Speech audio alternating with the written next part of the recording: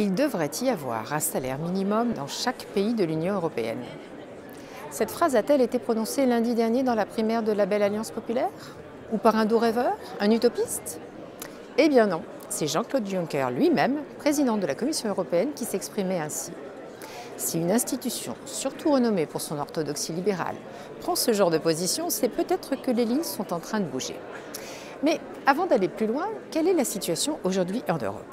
Sur 28 États membres, 22 disposent d'une législation nationale établissant un salaire minimum légal.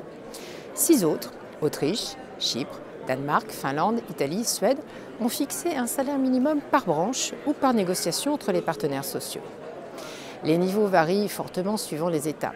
De 215 € par mois en Bulgarie à 1923 au Luxembourg, il y a un peloton de tête composé du Luxembourg, l'Irlande, les Pays-Bas, la Belgique, la France et l'Allemagne.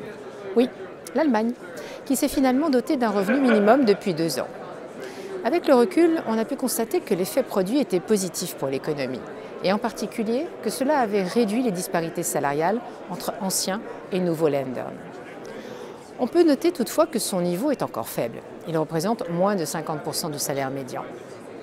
Ce qui pose le plus de problèmes, c'est bien sûr toute la série de pays où le niveau est très bas, moins de 500 €. Bulgarie, Roumanie, Lituanie, Lettonie, République tchèque, Estonie, Hongrie, Slovaquie, Pologne, Croatie. Le niveau de vie et les prix ne sont évidemment pas les mêmes dans ces pays. C'est pourquoi le critère de comparaison avec le salaire médian est intéressant.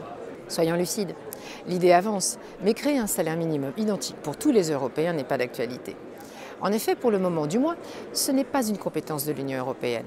Et d'autre part, d'un point de vue économique, il faudrait soit le fixer très bas et ce serait contre-productif en tirant les minimums nationaux vers lui, soit le fixer haut et cela désorganiserait les économies des pays où il est faible.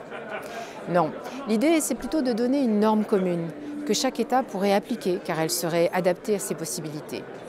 Dans un rapport voté par le Parlement européen en 2016, mon collègue Guillaume Balas préconise un salaire minimum à 60% du salaire médian. Maria João Rodrigues, eurodéputée socialiste portugaise, a proposé en janvier une résolution appelant à une législation européenne imposant un salaire minimum dans tous les pays membres. Et, à sa surprise, le Parlement a voté ce rapport, le même Parlement qui vient d'élire un président de droite. Alors, on a peut-être trouvé une façon de tricoter l'Europe sociale.